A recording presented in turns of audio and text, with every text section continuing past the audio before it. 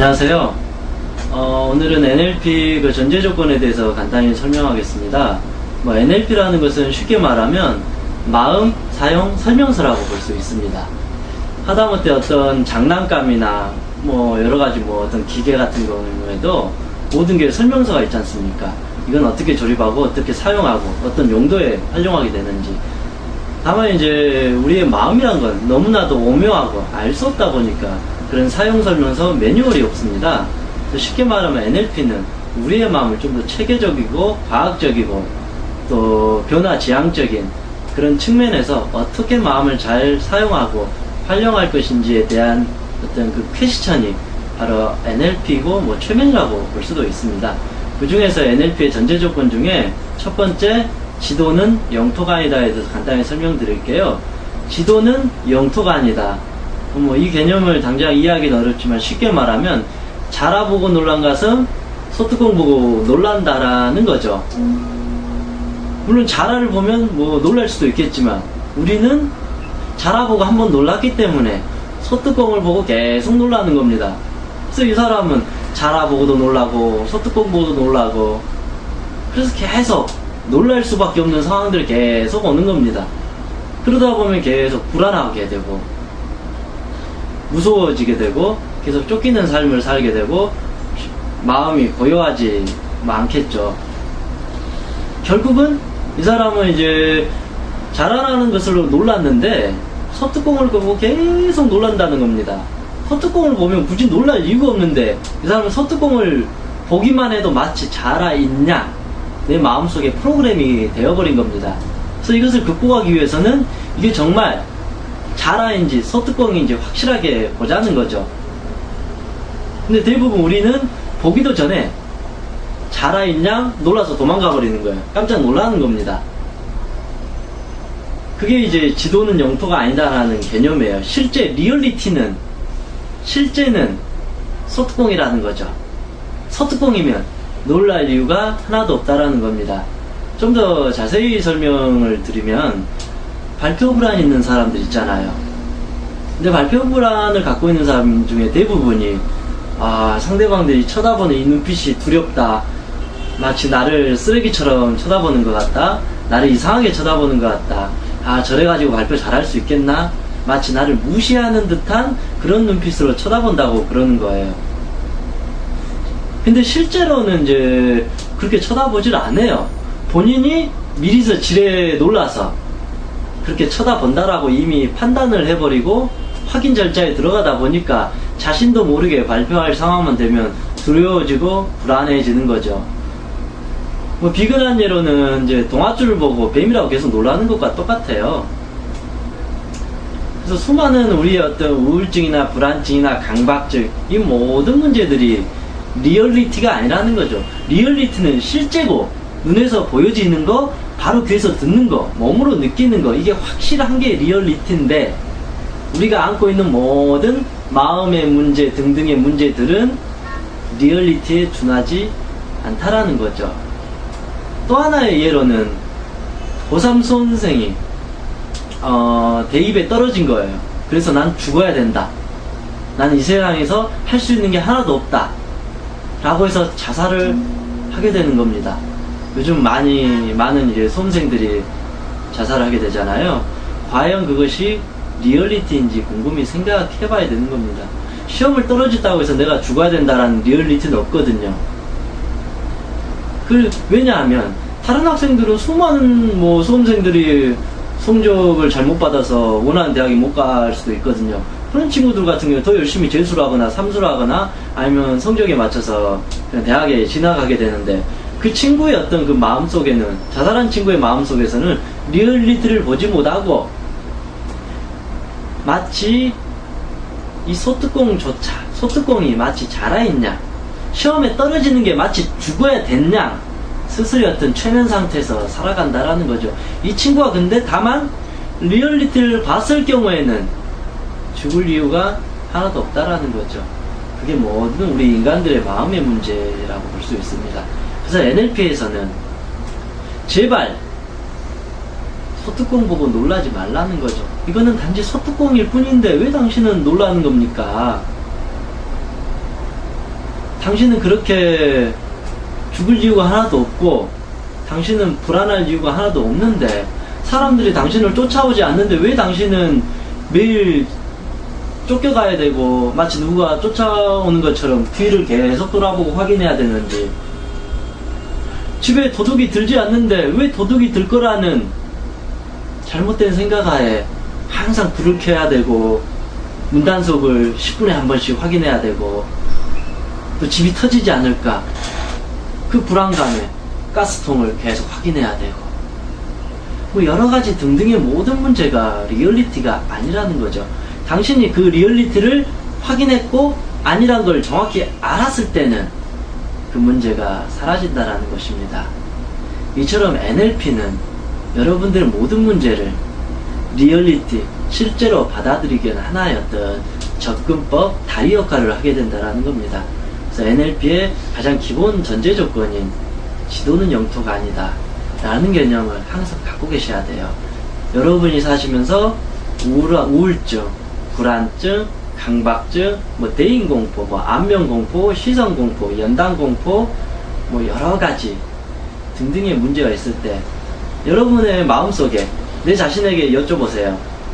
이게 리얼리티인지, 내가 정말 불안할 정도의 지금 현재 상황인지, 누가 정말 뒤에서 나를 칼을 들고 나를 쫓아오는 건지, 누가 나를 정말 쓰레기라고 이렇게 발표 못한다고 쓰레기라고 비난을 하고 있는 것인지, 내가 정말 죽고 싶을 정도로 우울한 상태인지에 대해서 그 퀘션 한번 달아보시면 조금 더 여러분의 삶에 어떤 변화가 있지 않을까 생각합니다.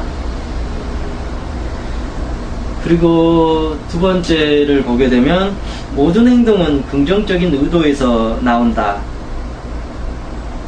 이런 의미는 많이 들어보셨을 겁니다. 모든 여러분의 행동과 행위는 긍정적인 의도에서 나온다라는 것이죠. 다 최선을 다하고 잘하고 있다라는 겁니다. 무엇이든 틀림없이 그럴 만한 이유가 있다라는 겁니다. 예를 들면 여러분이 정말 늦잠을 잤어요. 그 회사 출근해야 되는데, 그래서 아침부터 정신 없는 겁니다. 그래서 대충 밥 먹고 후다닥 가면서 지금 무슨 급하게 늦게 일어나가지고 차를 몰고 가는데, 급하게 몰고 가다 보니까 옆에 차하고 접촉해버린 거예요. 그래서 간단한 사고가 난 겁니다. 그때 여러분들 마음은 어떨까요? 대부분은 이런 소리 하겠죠. 오늘 아침부터 재수없네. 이 차가 갑자기 끼어드는 바람에 오늘 짜증나네. 그래서 계속 어떤 부정적인 생각들로 가득 차겠죠. 그것 때문에 물론 이제 회사에서도 늦게 되고 꾸지람도 받게 되고 아주 좋지 않은 상황이에요. 근데 과연 여기서 긍정적인 의도라고 제가 이렇게 말을 하는데, 그렇게 말하면 화가 나겠죠. 왜 이게 긍정적인 의도가 있을까? 좋은 일이 하나도 없는데 사고 나가지고 보험료 내야 되고 회사 상사로부터 욕도 먹었고 아침부터 짜증나고 스트레스 받고 좋지 않은 일이 생겼는데 왜 긍정적인 의도를 찾아야 하느냐? 거기서 긍정적인 의도는 바로 여기에 있습니다. 여러분이 이 상황에서 긍정적인 의도를 찾지 못하게 되면 나중에도 재발이 된다라는 거죠. 경각심이 없게 되고, 그 다음에 보면 또 나중에 회사를 조금만 늦게 되면 또 난폭 운전을 하는 거예요. 그러다 보면 대형 사고가 났을 경우에는 어떠실지. 정말 그 고속도로에서 사고 나가지고 목숨을 앗아갈 정도로 큰 사고가 났을 경우에는 어떻게 하냐 이거죠.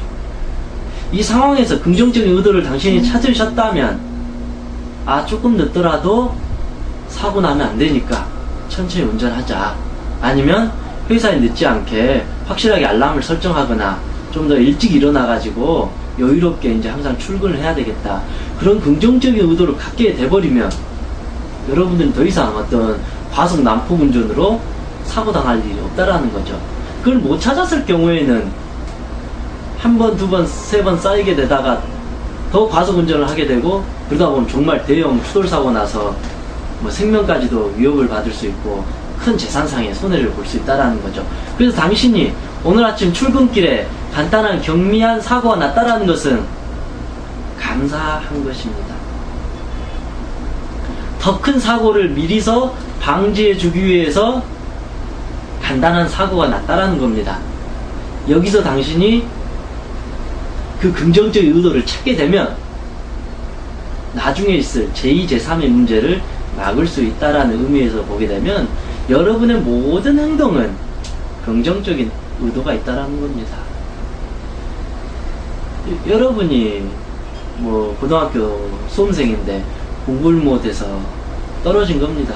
여기에 부정적인 것은 공부를 못해서 떨어져서 좋은 대학을 가지 못했다, 부모님의 기대에 부응하지 못했다, 뭐 친구들에게 뭐 평판이 안 좋다 등등의 아주 좋지 않은 소리를 들을 수가 있겠지만, 여기서 긍정적인 의도는 무엇일까요?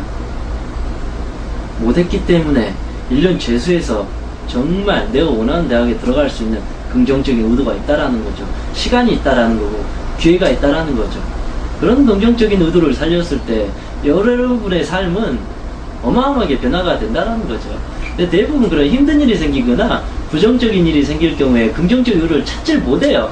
부정적인 일 때문에, 아침에 간단한 자동차 사고가 났기 때문에 지금 기분이 안 좋다, 문제가 됐다, 내가 지금 수능 시험에 떨어졌기 때문에 지금 내가 이 모양이다 가 아니라, 다행히 아침에 경미한 사고가 났기 때문에 나는 다음부터는 더욱더 조심할 수 있고 큰 사고를 막을 수 있었다. 그래서 내 소중한 생명을 지킬 수 있었다. 고입 시험을 떨어졌기 때문에 공부의 소중함을 알았고 부모님에 대한 감사함을 알았고, 그거 덕분에 내가 1년간 정말 열심히 해서 내가 원하는 명문대를 들어갈 수 있는 기회와 시간을 확보했다 라고 보는 겁니다. 무엇 때문에가 아니라 무엇 덕분에가 되는 거겠죠. 돈이 없는 우리 엄마 아빠 때문에 나는 과외도 못 받고 좋은 학원도 못 다니고 그래서 나는 공부를 잘 하지 못합니다 라고 하는 것이 아니라, 가정 형편이 어려운 곳에 살았기 산 덕분에 나는 다른 친구들에 비해서 의지가 강하고 또 고집도 세고 더 성공하고 싶은 열정이 있다라는 거죠. 모든 것은 생각의 관점 차이입니다. 왼쪽으로 봤을 때 왼쪽이 보이는 거고 오른쪽으로 봤을 때 오른쪽이 보이는 겁니다. 모든 성공한 사람은 100% 긍정적으로 가는 겁니다. 긍정적인 의도를 찾는 겁니다. 단지 그냥 좋은 게 좋은 거다 그냥 하는 게 아니라, 정말 좋은 점을 확실히 찾았을 때 여러분의 부정적인 생각들은 다 사라지게 된다라는 거죠. 그래서 NLP의 전제 조건에서 이 긍정적인 의도가 있다라는 것을 단지 머리로 이해하고 아는 게 아니라, 여러분의 느낌에 그게 맞구나 때문에가 아니라 이거 덕분에 내가 더 좋아졌다. 그래서 항상 어떤 성공학 책이나 어떤 종교나 철학 쪽에서는 그래서 감사하다라고 말하는 거죠. 왜냐하면 정말 덕분이거든요. 여러분의 모든 삶은 무엇 때문에 여러분이 망가진 게 아니라 그것 덕분에 더 어마어마한 가능성과 잠재 능력을 일으킬 수 있는 그 기회가 된다라고 볼 수 있습니다. 그래서 이 의미들을 단지 그냥 머릿속으로 정리한다라기보다도 이런 느낌이 있다라는 식으로 한번 곰곰이 생각해보고, 과연 나는 내 부모님 때문에, 내가 시골 출신이기 때문에, 남편이 돈을 많이 벌어오지 않았기 때문에, 우리 자식들이 내 말을 잘 듣지 않았기 때문에, 내 사업이 망했기 때문에, 내가 내성적이기 때문에, 내가 키가 작기 때문에, 내가 못생겼기 때문에 라고 생각을 하시는지 한번 곰곰이 찾아보시고, 그것 덕분에 여러분들이 얼마만큼 달라졌고 그것 덕분에 얼마만큼 여러분의 가능성이 무궁무진하게 여러분들의 어떤 삶을 기다리고 있는지 또 다른 어떤 측면에 생각을 한번 해보시면 여러분의 삶에 큰 변화와 도움이 되리라고 생각합니다. 다음에는 이 전제 조건에 대해서 더 설명하도록 하겠습니다. 감사합니다.